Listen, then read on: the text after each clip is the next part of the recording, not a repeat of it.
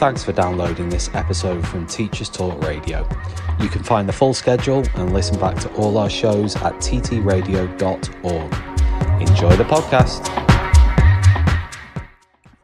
Anyway, we're delighted to be here. Nathan's here as well. There was no show on tonight, so Nathan and I thought, well, why not just talk about teaching? So this is quite literally Teachers Talking, and we're delighted to be joined by three absolutely fantastic guests who will hopefully be joining us as speakers very, very soon. I can see two of them in already. We've got Mr. Mack, we have got Mark Wilkes as well, and we will soon have Kerry Forrester as well, who has written quite a remarkable letter to her Member of Parliament talking about SATs and the impact they've had on their children, and in particular today's reading test, which has been all over Twitter. It normally isn't, because normally discussion about SATs is held under lock and key, but the SATs test, reading test today, has been widely sort of criticised or certainly remarked upon for being remarkably complex for many of the year 11s. God, I'm in GCSE mode, for the 11-year-olds who have been taking it today and this week. But before we move on to that, Nathan, very good evening. Hello. I'm glad you got back in. Yeah, well, I'm glad too. Hopefully we can make Nathan a co-host as well. That'd be really nice. Why not? Give me some power. He's been invited. To invite people. And Lucy, in the DMs, we've got a thread with Kerry. Could you send her the new link, please? Of course. Fantastic. It's been quite a remarkable week already. It's less than a week until GCSE start, but the big one at the moment this week is certainly Year 6 SATs, and we are joined at the moment by Mark and by Mr. Mack. So let's start with Mark. Good evening, Mark. You can unmute yourself. How are you doing? Good evening. I'm doing very well, thank you. Fantastic. Now, it must be a very, very stressful time for yourself as a head teacher in a primary school. With the Year 6 SATs, but how has the experience been so far over the last 2 days? Well, SATs is always a bit of a mix of experiences, because we work hard to try and make sure the children are very settled and calm and not so nervous. However, as hard as you try to do these things, it doesn't always have the sort of impact that we would hope it would have, if that makes sense. Mm-hmm. No, it does make sense. And so the situation with the reading paper today, without giving too much away, just share your insights as a head teacher. I think the difficulty with the reading paper today was that I think it's the first time. I mean, I've been teaching for 30 years now. I've been head teacher for about 11 years, and it's the first time that I've really experienced children burst into tears. One child today had to leave the room because they were upset. All around the not being able to complete the test in the time allocation. I think that the text was quite hefty, a hefty read, and the pressure, I think, of getting through the paper in the time set reduced a number of children to tears today, which I've never seen before. I mean, we're going to come back to you very soon, Mark. But we've got Kerry and Mr. Mack as well. If we go to Mr. Mack, Mr. Mack is Year 6 teacher in his 13th year of teaching and is an English lead in his school. Mr. Mack, good evening, and do Mark's words chime with you? Hello. Yeah, they do. We were lucky enough that we didn't necessarily have children that were upset by the situation. I think whether that was luck or what, but we certainly felt quite anxious as a staff, and we thought afterwards that it was a particularly difficult paper, as Mark said, very, very text heavy, and a lot of the questions seemed to require quite detailed answers as well. There weren't many where you could just write a word or two. So, thank you for that, Mr. Mack. And finally, Kerry is here. Good evening, Kerry, and thank you very much for joining us. I imagine you're having quite a lot of interest at the moment after the letter that you have sent and posted on Twitter as well. So thank you very much for joining us tonight. That's my pleasure. Could you just talk through first of all, your experiences of a reading paper, like Mark and Mr. Mack have done, and also secondly, why you felt compelled to write the letter that you have written. So the reading paper today, like I've been a head teacher now for 14 years and I've been teaching for 29 years. I've never seen a reading paper like it. We saw the pictures on the front and the children before the test were all very giving us their ideas and we thought, oh, we're going to be okay. And then they started to read the text and the text were fine, but then it went on to the questions. And I don't know who wrote that paper, but it was certainly nobody who knows what 10 and 11-year-olds are going through. Our kids love reading. All of them are really capable readers, and they were in bits. I've never seen anything like it. So I was furious. I was enraged. My year 6 teacher was shocked. She was stunned. She's a very experienced teacher who's never seen anything like it before. We had children in tears, really, really capable children who just could not believe how different it was from, what we've looked at previously to get them ready. And that was my road to Damascus moment. That was the time that I thought, no, what the heck are we doing? We've got children stressed. We've got children in tears. Why are we actually doing this? We're just doing it for the government, for their accountability measures. And I got really angry, and I shared my feelings with my team. And I explained I was going to write to the MP. We can't go on like this. We are actually killing the love of learning in our children by doing something that means nothing. Parents coming up to me and telling me how last year their children arrive in high school and the high school teachers, first thing they say is, forget about your SATs, they mean nothing. And these children are putting so much pressure on themselves. We keep telling them, we've stood there and said, don't worry about it. All we want is you to be happy. We just have to do it. There's no pressure. But they put the pressure on themselves. And it's harrowing to see the impact on their mental health and well-being. And I think we've seen it get worse up to COVID. Then after COVID, it was great, wasn't it? Because we didn't have to do them. And did we miss them? No. Was any of the learning not there? No. Did the children not do as well? No. The children had more fun. They had more time to learn. And they didn't have to sit through a week of nonsense where they just feel like they're out of control, that they're just doing something that causes them anxiety. They're 10, they're 11. We can't let this go on.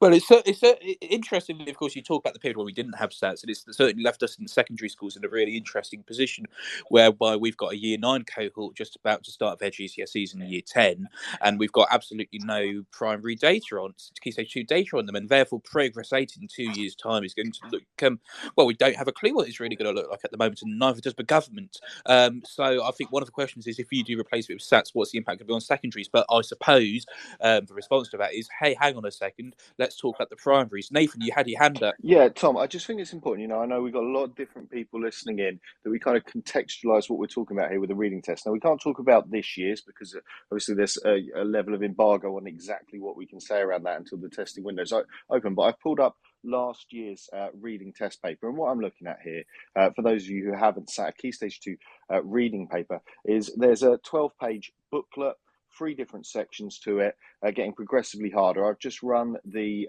reading level analysis for it. The hardest text in there, Tom, comes back with a reading age for 12 to 14-year-olds.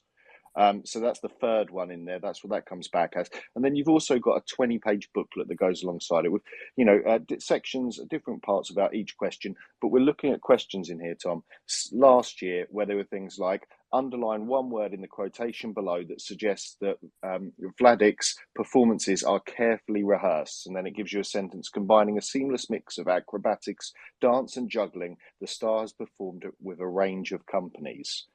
So there's quite a level of depth there. I think, for people listening in who maybe haven't sat it, we're talking about a significant challenge even last year, even in the years before, sorry, let alone for people to be saying this year's was even harder. Well, I look forward to seeing what the paper looks like when I get a hold of it. Now, I'm in a interesting position, of course, because I'm my school's literacy coordinator, and a huge part of my job is working through reading interventions with our year 7 cohort. It's normally the bottom 10% who I work with in terms of rather intensive reading comprehension and fluency intervention. And so it'll be interesting to see if those students have come through this SATS reading paper, they haven't been able to access large chunks of it, and therefore have got an even more negative view of reading than they may have in the past. But also, I don't think it's necessarily going to be the impact on them, but potentially with students who may be being used to being a greater depth and may have had an adverse experience on this because they've found it much harder than what they've been used to, perhaps very conscientious students, and therefore they've had it's knocked them in terms of their reading and their confidence with reading. Now, Mark, you're a head teacher. You're in Staffordshire. Now, I'm here hoping that Gavin Williamson's your MP, but I might be wrong. I'm glad he's not. For opinions are available. But Kerry's written to her member of parliament. Will you be doing anything similar? Yeah, I mean, it's very difficult. My member of parliament refuses to speak to me because we have very different opinions. So currently on Twitter, he won't engage. He's actually blocked me on Twitter. But yes, I'll follow things up with a letter. I was very impressed with Kerry's letter, and that certainly inspired me to do something about it. And open to Kerry and Mr. Mack as well. But I'm particularly interested from Kerry and Mark's perspectives as head teachers, whether you're hoping that the unions get involved, whether that's ASCL or NEHT, and whether they put together some sort of united action to change the narrative on SATs. Do you know what? I really hope they do. Now, obviously, this is an opinion, and I applaud all the teachers who have been striking recently. But when we're striking, the hurt is the children. And that's what I can't get away for. What I want to hurt is the government. And to me, all these crazy tests that we do in primary, I mean, we've got our EYFS baseline, we've got our phonics test, we've got the multiplication test, the Key Stage 1 SATs, which are still going on, into the Key Stage 2 SATs. Why are we doing them all? We're just wasting time testing our children when we'd be better served teaching our children and just enhancing that love of learning. You know, we work so hard to develop in them. Take away those tests. I so want the union. I've been in touch with Simon Kidwell, who's the in the NAHT, and asked him to table that idea that we actually boycott. We shouldn't. Why are we doing it? We shouldn't be doing it. It's not for us. It's not for our children. It's for the government. And we need to stop doing things for them that are hurting our children. I totally agree. You find yourself turning into somebody that you're not really. I mean, we had a child today who, following the SATs, was sick, and as I was sending him home, I'm having the conversation with mum. If he's feeling okay tomorrow, make sure that he comes in ready to do SATs. And I'm thinking, no, that's ridiculous thing to be saying. He has a child who's obviously got some sort of bug, and I find myself putting pressure to have him in school just to carry out that test. When I stopped myself halfway through that conversation with the mum and said, "Of course, if he's not very well, no, look, we've got the facility to do it next week if that's necessary. I can put an application." But even that's ridiculous, because then the conversation was, if I do that, this child can't talk to any of his friends, any of his peers, until such time as he can do the actual test. This is ridiculous for a 10, 11-year-old to those sorts of expectations. And I'm ashamed to say I've done exactly the same. You know, one of our children was throwing up at 5 o'clock this morning, and our all school have the guidelines 48 hours after sickness. I'm arranging with parents for this child to come in tomorrow to sit 3 tests. Why am I doing that? Why am I putting that child through that? Yeah, it's bonkers, isn't it? It really You know, is. what is there? What do the children gain from SATs? That's the question I keep coming back to. Is what do they actually get from it?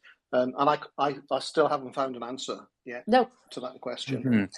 Thank you. I should say thank you to all of the listeners who have joined us this evening. If you're new to Teachers Talk Radio, then you can hopefully see where it says Teachers Talk Radio in the top left. As host, if you just tap on the icon and press follow, you'll be able to follow us and keep up to date with all of our Twitter spaces and our shows on Podbean.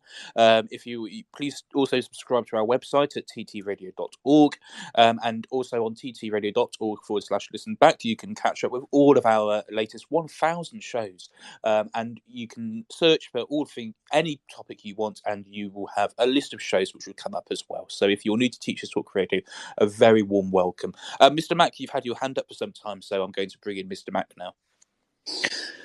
Thanks. I just wanted to offer some support to what Kerry had said before.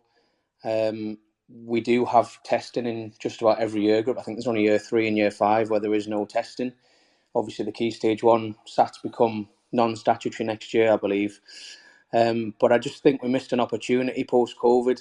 Again, going back to what Kerry said about did we miss the SATs? Has it made a difference? I appreciate there's a knock-on effect to some extent in secondary school with target setting, but we're in the middle of a children's mental health pandemic. Is this good for our young people? I just think... So are we talking about replacing SATs with something else, or abolishing testing at the end of Key Stage 2 entirely? I think there's a wider issue, and I want to try and keep it focused on the SATs, but I think by trusting teachers, we could achieve so much. We could gain so much. Ofsted obviously is a big topic of conversation at the moment, and obviously what's happened that's triggered the conversation is a result of a mental health a trigger, really. And we're doing the same to our children. We just don't seem to be...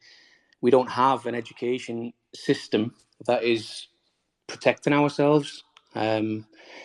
So, I mean, I know the Key Stage 3 SATs, they have been gone for a while, but if there was a need perhaps for a target setting situation, would children be a little bit more prepared at 14 than they are at 11? I don't know. I don't know what the replacement is, but I'm in total agreement that what we've got isn't working. Thank you. I was just reading Kerry's letter again, and Kerry, I noticed that you, in part of your letter, you talked about SETs can be detrimental to the overall learning experience of children. Instead of fostering a love for learning and encouraging creativity and critical thinking, children are being taught to memorise facts and figures for the sake of passing a test. This narrow focus on test results can undermine the development of other essential skills, such as problem solving, teamwork, and communication. If you take problem solving, teamwork, and communication, can those skills be tested? Can those skills be assessed? Is it a case of abolishing SATs entirely, or is there a way of replacing it with a more holistic judgment of a child's progress at their time at primary school? 100%. SATs are unnecessary. My year 6 teachers and I discussed the fact that what do they actually tell us? They tell us nothing. We know the children. My year 6 teachers, all my teachers, they know their children inside out. They're with them day in, day out. At primary school, they do every single lesson with them.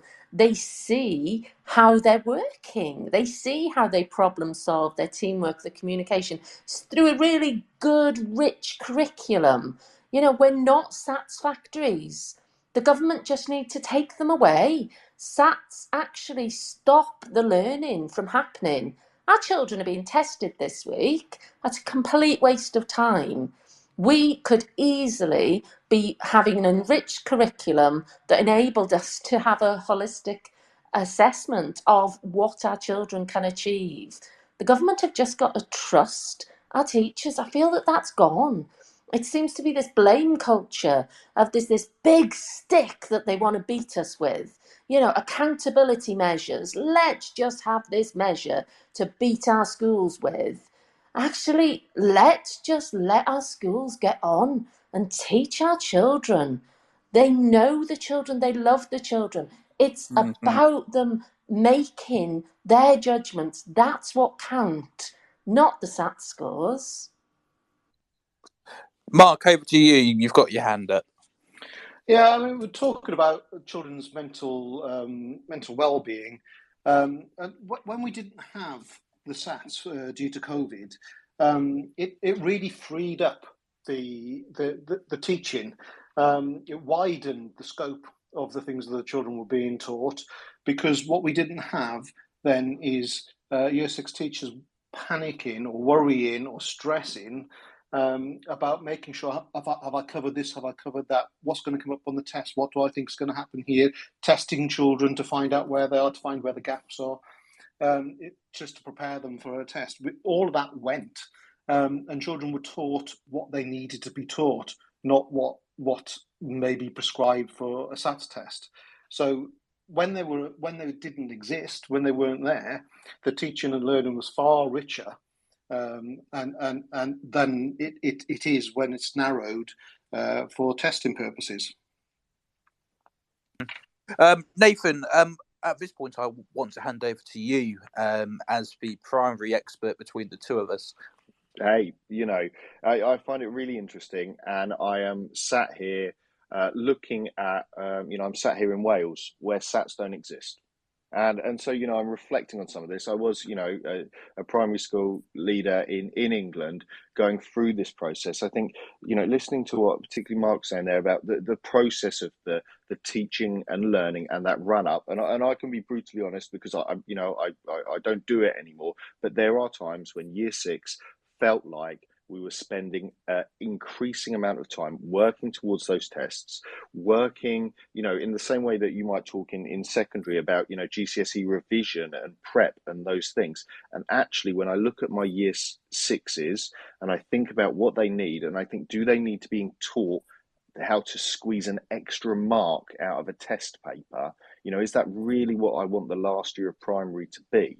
And I have questions around that. The only thing I'll throw into the box, because I know people are talking about accountability and things like that, I would say when we look at Wales, reading without SATs, Wales lags behind the rest of the UK for things like its reading. And I'm not saying that those things are linked, but I do wonder if without them, have we gone too far the other way, without accountability, without drivers, without pressure? I have a son who's in Year 1, and there is no phonics screening check coming up for him. But I know if he was in England, he would be technically behind, and I know that he would be doing interventions and being pulled out of class and things that he maybe enjoys for them. And I wonder, is that right? Is that wrong? I'm happy with his education as it is. But there's all of those questions. I know he's further behind than he would be if he was in England on the same trajectories. I mean, it's interesting, of course, because I think even, especially with phonics test checks and things like that, there's so much pressure on the kids. And yeah, they're 5 years old, but actually there's a lot of pressure on them. I run our school's phonics catch up in secondary for Year 7 and 8, and it's interesting talking to one of our senior leaders whose kid is going through phonics at the moment, and talking to the primary school teachers saying, well, actually they're struggling with these sounds at the moment, and actually as a parent they're going, well, actually they can breeze through this at home.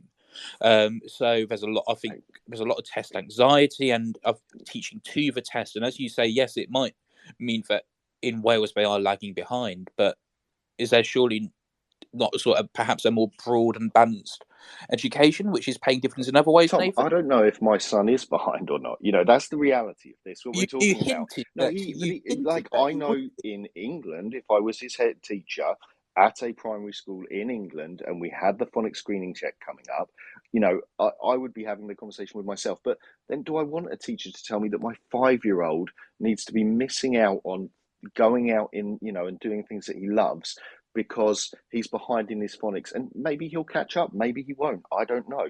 Like, where does that sit? There's big questions there. It puts pressure on the parents, for sure. I felt that. It puts pressure on the kids. As best as we can do. I've been talking to loads of people online about SATS breakfast clubs this week, and they're wonderful things that primary schools are doing, but they're having to do them because there's pressure. Because we're accepting of it. So I don't know. Like, where we sit. Wasn't this the whole point of a new Ofsted? I mean, you in Wales and it's Eston, but wasn't this the whole point of a new Ofsted framework, that if there's less emphasis on summative performance measures and more emphasis on a well-rounded, broad and balanced curriculum, and that measures like these would be less important from an Ofsted perspective? You might need to ask someone more recent experience of Ofsted than me. Mine was under the old framework when I last had one. Mm-hmm. But, I would say Ofsted comes, once every 2 to 4 years. Your SATS results are coming in every year and people are judging you on them. Whether you like it or not, your governors are. That's my experience of it. Maybe ask one of these other guys here, I think. Okay, I will do. We've got Kerry and Mark, who are head teachers. So how worried are you about the accountability pressures in terms of SATs, in terms of phonics checks? Do these things worry you at all, or do you just put them to the back of your mind and focus on what the best thing is for children in front of you in your school? I think the longer you are in the tooth as a head teacher, then the bolder you become in actually ignoring those measures, because you realise that they don't actually matter. And do you know what? Your son, Nathan, in Wales, not being pulled out for interventions, being able to actually enjoy learning to read, wow, that's just fabulous. Wales don't have those accountabilities. Are they lagging behind? Well, what are the GCSE results telling us? Do our children get to the same point as those children in Wales? We just need to look. There's so much research around what other countries are doing where they do not have those severe accountability measures. As I said, I've been teaching for 29 years. We've always worked hard as teachers, as a teaching profession, to enable our children to be the best they can be. And we're never going to stop doing that, no matter what the government is saying, no matter what everyone is saying. The fact is, we want the best for our teachers. The curriculum, though, doesn't want the best for our children. And I think if you go into the curriculum and you go into the SATs, which is a measure of the curriculum, this is where it's all going wrong. So accountability, it's just, there's other ways. There's so many other ways that we could actually measure how well our children are doing in schools. And the problem is, there's non-educationalists setting these damn tests. Wasn't the whole point of the Ofsted framework, though, that you were able to focus on things which aren't reading and writing and be judged on those, and that schools which taught exclusively to the test and focused on SATS prep would be knocked down by Ofsted, and they would look worse than schools which actually were honest and actually, taught children without that focus on tests? Well, that's what Ofsted are saying, aren't they? But it's not there in practice. If that were true, then Ofsted wouldn't start by looking at your data dashboard before they even attend school. So what they say and what's the reality are very, very, very different things. I completely agree with Kerry that I'm long in the tooth now. I'm teaching for 30 years, and you look at the league tables don't bother me. The data does. I don't feel the pressure of that data. I try very hard not to put any staff under that pressure either. And my governors are very good actually because things are in context. So we talk about children, we talk about year groups where they may need further support, etc. But that the idea, Nathan, that your child isn't pulled out for interventions just to pass a test is so refreshing. Because the number of children that have their curriculum narrowed because they need extra support the number of schools that I mean, we didn't do this, but the number of schools that held sort of extra sessions during holiday periods, etc., to try and booster their children. It just takes it to another level, doesn't it? It's something which I find completely abhorrent and completely wrong, but about taking 11-year-olds and doing Easter SATs revisions, booster camp sessions, and taking 5-year-olds out to do intervention sessions for phonics. Now, I understand why teachers do that because of the huge accountability pressures that there are, but it just does not sit right with me at all. Mr. Mack, you're not a senior leader, but you are a middle leader, and you're an English lead, and you're an ECT mentor, and you've been teaching for 13 years. Do you ever get worried about accountability in primary? Yeah, I think that we are overfaced by accountability. And I think, again, going back to what was just said before, yes, Nathan's son, if he was in England, might be going into interventions, and yes, that might potentially lead to a high level of reading. But what would he be missing in the meantime? He might be missing some PE. He might be missing some history. We need all sorts of people. We need not just English and maths experts. So we're possibly starving children of opportunities to explore other avenues. And I think the Ofsted change of the wording that they had with reference to not being SATS exam factories, at the time I felt it, and I still haven't changed my opinion, that was just their very clever wording and justification to measure all other subjects by the same standards as English and maths. I don't think they're expecting less from English and maths. I think it was just their way of saying we're going to look at everything, hence deep dives to the same degree.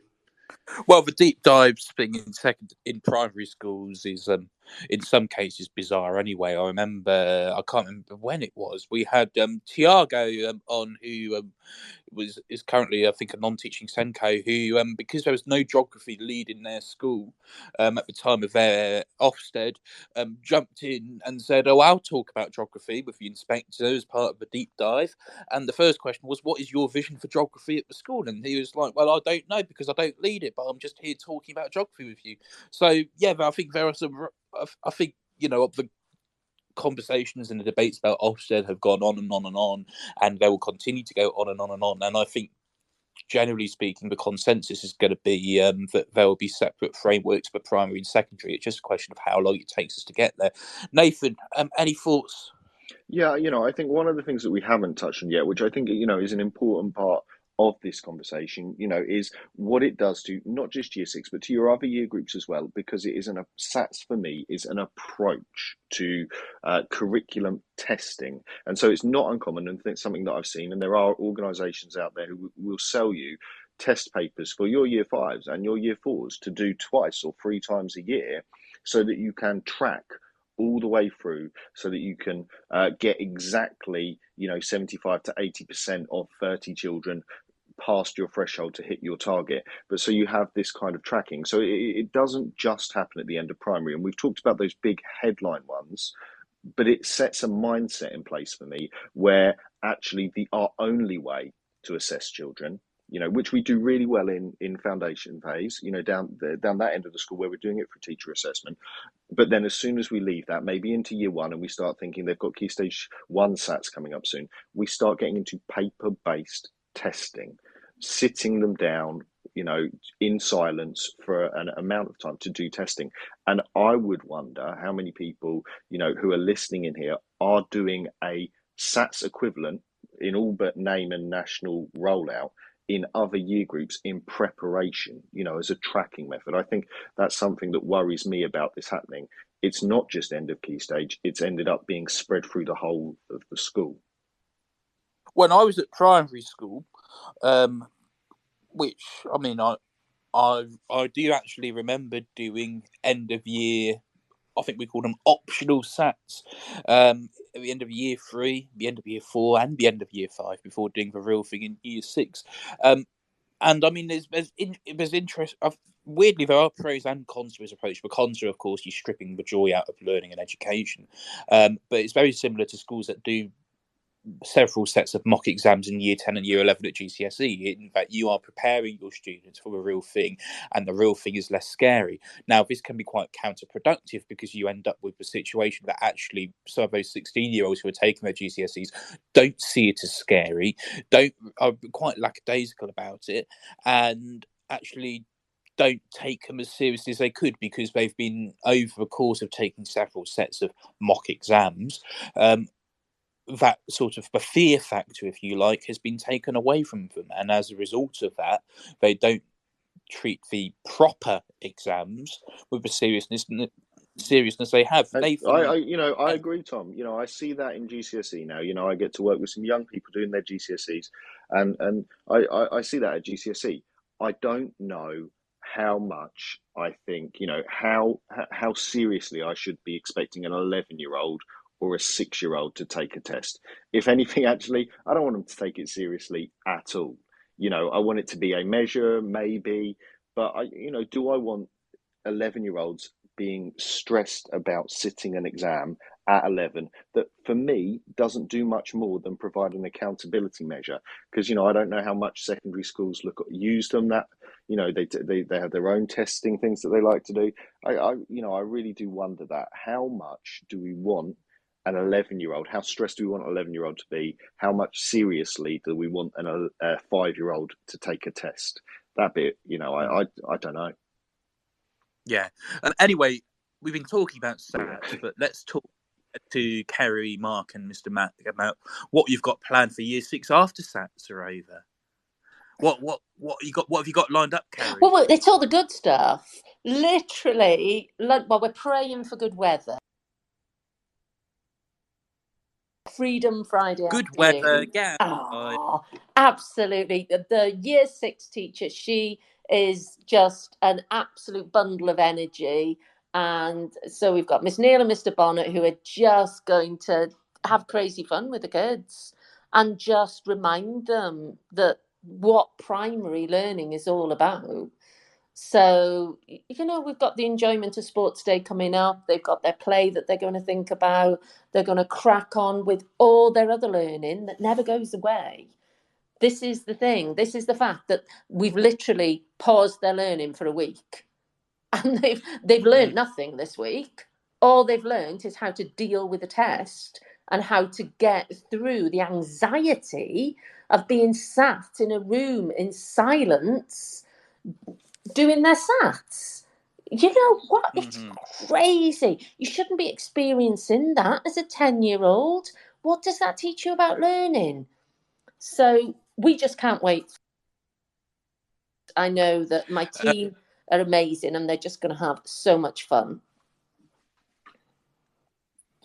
It's quite interesting because we're talking in a staff meeting this evening about aspects of reading and some of the bits that get left till after SATs, and then it just got me thinking in terms of how we do narrow things prior to the SATs. So that you talk about, so what are we going to do now? Well, we're going to let them loose with some enjoyable learning. How shocking is that we're even discussing the fact that there is this idea of before SATs and after SATs learning. It shouldn't be like that. It should be consistent all the way through. Yeah, we've got some fun things lined up for them, particularly as this year 6 they're moving on to secondary school, so we'll always do lots of levers activities, etc. But we shouldn't have this distinction between I'm going to leave that until after SATs because that's not going to be tested. Therefore, that's not a priority at the moment, and it takes away. It takes away some of the importance of those things that are being taught after the SATs, because the children think they've finished. When the SATs are over and done with, they think that's it. They think that that's their year done and dusted. And so their attitude to the learning changes, I think, after SATs too. And I think that it does with the parents as well, doesn't it? Yeah. I mean, we've had a debate in our school because the parents want the children to wear their leavers hoodies that they've bought for them when SATs is finished.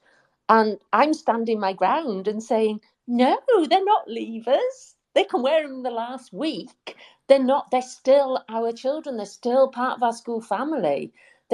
We've got so much learning still to do. Don't make the children think that SATs is the end. So that's been quite controversial in our school, if I'm honest with you. Interesting. Oh, Mark.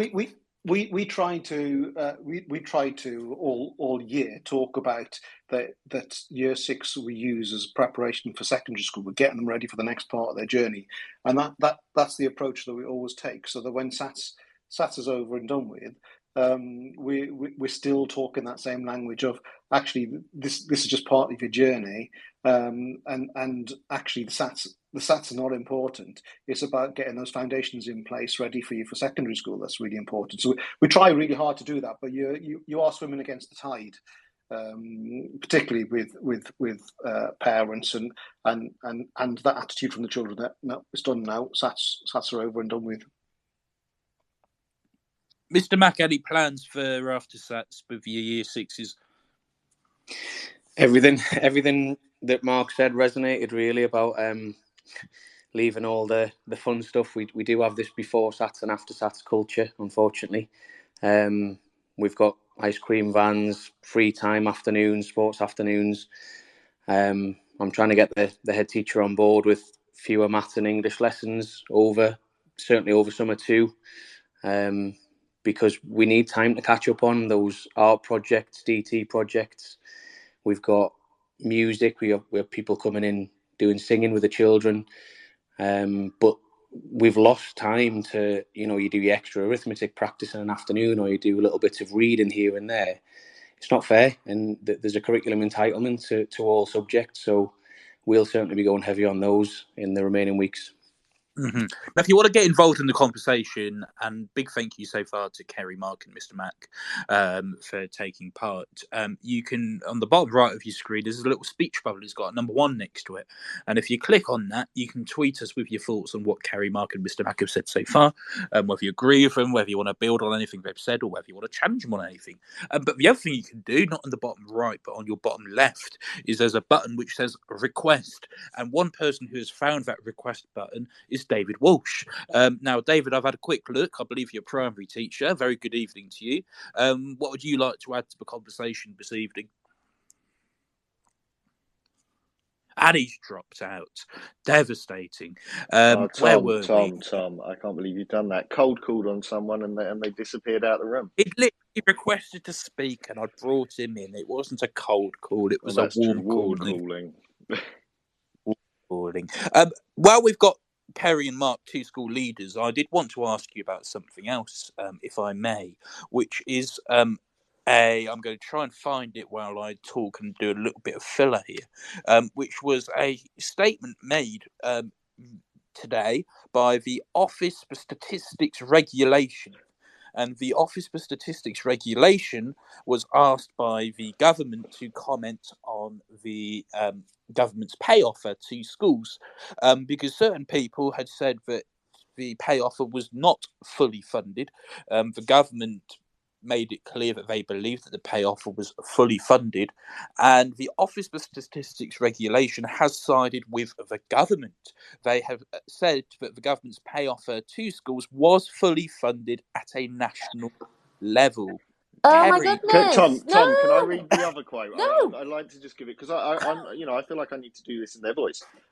So they've come back and said that some users may have interpreted fully funded to refer to the individual school level. Clearly, that's not what they meant. No, Oh my we goodness. didn't mean that. Go on, Kerry. It's a load of rubbish. They didn't fund it at all. The fact was, the pay offer was put in. There was no funding there at all. Then all of a sudden, this amount isn't there announced at the budget, and it's like, oh yeah, that's going to school. And all of a sudden, that's for the funding of the pay award. It's just ridiculous. They're just backfilling. It is not what they did. It wasn't a planned, fully funded offer. And it doesn't even cover it anyway. I think also always interesting with school funding is they'll always talk about there's more money going into schools, but they'll talk about the big pot of money, which I think is what's happened here. I've only seen this briefly since I come home from work this evening, but they'll talk about that big pot of money, but what they forget is all the things that big pot of money gets spent on, and it's not distributed fairly. There's no fair system in this country. No, not at all. For school funding. So I'm a very small one form entry primary school, which has very few free school meals, and funding is absolutely atrocious. Whereas neighbouring schools to mine, funding is so much better. So perhaps would my neighbouring schools may be able to afford that pay increase? I certainly can't. It would be devastating for my school. So when they talk about this pot of money and it being fully funded, it's nonsense. It's a smokescreen. Well, and the pot of money that was announced was the fully was for other things, fund last year's pay award, not the pay award that hasn't been agreed yet. There's no funding being put towards that one. No, they just used a crystal ball at the moment, aren't they? And saying exactly, that energy won't cost so much money in the future. Therefore, the money that we will have budgeted for that can be put towards this pay increase and all this other nonsense that's going on. Well, they can come and have a look. They can come and have a look at my budget and the fact that we've had to increase our energy costs, our energy budget line by 25%. It's absolutely astronomical. It is not coming down.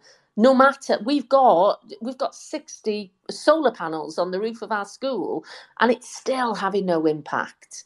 So they are so out of touch. They don't speak to us as school leaders. They just make up these random figures. I'd love to know where they're getting their information from, because it's not from the horse's mouth. Well, at a national level, the statistics body, which is an independent body of government, has said that it was affordable at the national level. Now, 92% of school leaders say that their school could not afford it. Now, we do have Michael, who has joined us. But before we hear from Michael, I just want to read out a few of the tweets we've had from people. So Michael, who we're going to hear from soon, says, I proper feel for parents who have children going through school. There's a stress parents go through to get their child academic ready, because their stressful journey can start from early years, from narrative observations and summative assessments, and even parents' evening. Laura has said, totally agree with everything that Kerry and Mark has said. If we had no tests in May, we could teach for far longer, like we did post-COVID. That year, I felt I had more time to fully teach and embed the learning. And Bruce McBruce has said, exactly right. Don't do the tests, affect the powers rather than the parents. And Mark 73934136 has said, MBE for Kerry Forrester, surely. Oh, how nice! But seriously, it's about our children, isn't it? It's but about crying. Let's just get our voice heard. We've seen this over the last couple of months, and particularly back on, I believe it was 20th of March, it was Flora Cooper who stood up there and said, no, actually, I'm not letting Ofsted in. And Ofsted did come in the end. But it was Flora who stood up, made her voice heard, started a conversation, and look where we've gone since with Ofsted. And, regardless of your thoughts on Ofsted, nobody can deny that Flora has been a real trailblazer on that. And Kerry, it sounds as if you could be doing exactly the same. How does that make you feel? I've got so many colleagues who I know feel the same, and I as I said, it's my road to Damascus. As that paper was opened and I saw the faces of our children, who are so fantastic, to see that and just to watch their body language, we need to fight. And if I can be a voice that helps us fight to get rid of these toxic tests that we put our children through, yes, I'm more than happy to do it. But I know I'm a voice that speaks for so many. Michael, good evening. You've joined us. Just tell us about who you are and what you want to add to the conversation this evening. Oh yeah, can you hear me? Yeah. We Hello. can, yeah. Ah, fantastic. Hi, so, like I said, my name's Michael. I'm currently working for the NHS and I am an early years manager as we speak. So just adding on, it's lovely to hear really of what kind of, the similarities from primary, secondary, and even like the similarities going towards the early years sector, especially when it comes to like Ofsted and our framework's obviously slightly different, but we do try and blend into the school's framework as much as possible. And we do go through I wouldn't say the same struggles, but there definitely is struggles that are in there. For example, going through towards like the tests and getting the children academic ready for school, trying to promote that school readiness. And again, it's obviously our main goal is to try and promote and gain them relationships, especially towards the schools, to help the schools. So when we are submitting our reports and summative assessments, etc., to the schools, obviously the development, it's as you can imagine, it can be quite tricky to try and keep on track. Especially when Ofsted are looking to say how are you actually getting these academic ready. And I think as well sometimes what they can get confused with is that early years isn't schools. You know what I mean? We're not, we are a nursery, but we're also not a school. So like we're not just, babysitters, etc. We are there to try and get them academic ready. But when we're going through the same Ofsted regulations as some primary schools, it can be tough.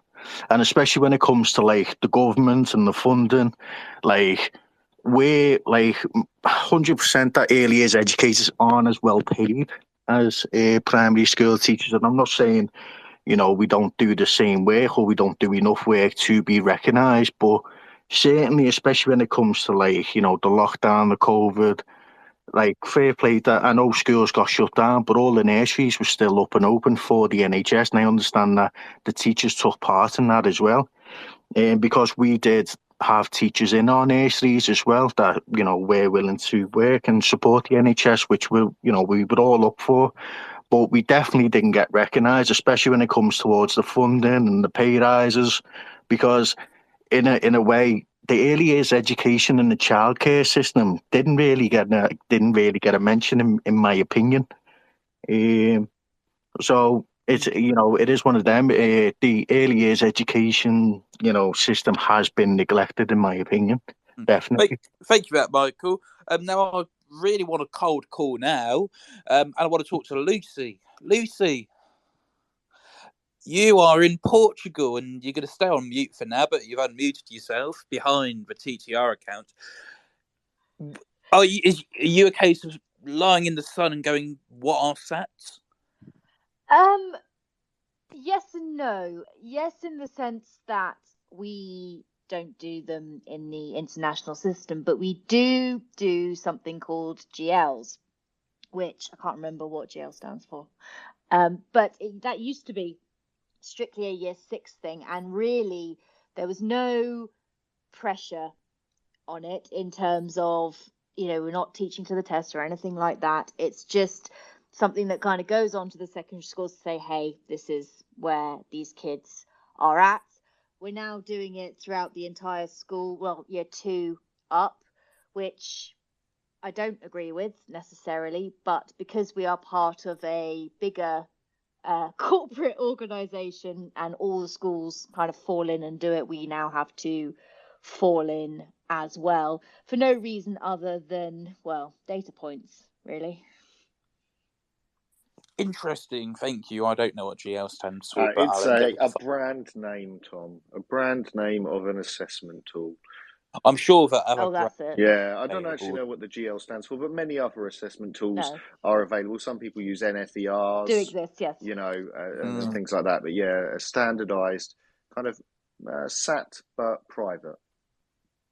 Holly Holmson has said, as a teacher and mum of a year 6 child currently in the middle of SATs, my stress levels are high this week, making sure she is happy, calm, not stressed, and realise her best is always good enough no matter what the test papers say.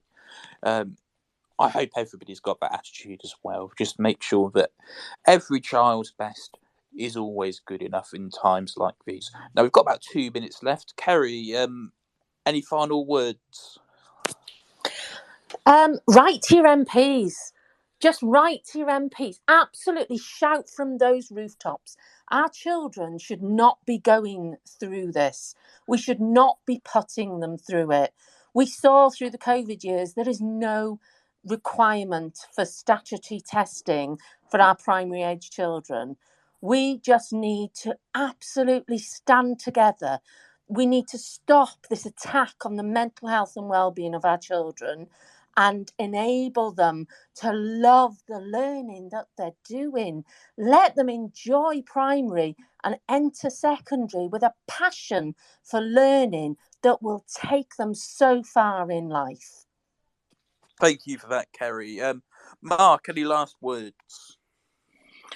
I think we just need to follow Kerry's call to make sure that the concerns over SATs are very much voiced widely and loudly. And I think Kerry needs to put herself forward as the champion for that, I think. And finally, Mr. Matt. I just think we're at a massive crossroads, a huge crossroads with Ofsted. And I think today in particular has been a big eye-opener that we're at that same crossroads with SATs. And what we've got going on at the moment isn't looking particularly fit for purpose for the long term. So time for change. Time for change. And Lucy, you've got your hand up. Oh, hello. I just wanted to say quickly, I can't resist a cheeky poll. So I did one regarding the wearing of hoodies before try that again.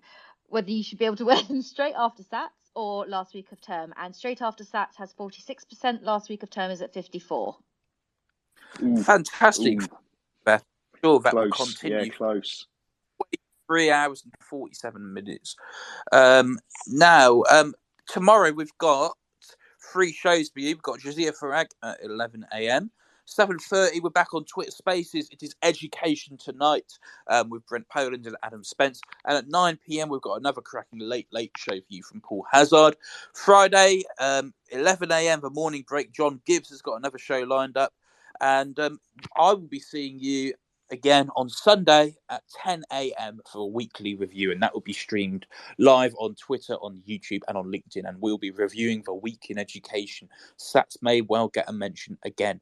But other than that, a big thank you to Kerry, to Mark, and to Mr. Mac. A massive thank you to Nathan, my co-host, and a very big thank you to everybody who's listened in to Teachers Talk Radio tonight. If you don't already, make sure you drop us a follow and make sure you subscribe to us on our website at ttradio.org and you check out all of our latest shows. So thank you very much for joining us tonight. Thank you to our wonderful guests, and we shall see you soon on Teachers Talk Radio, leading the education conversation.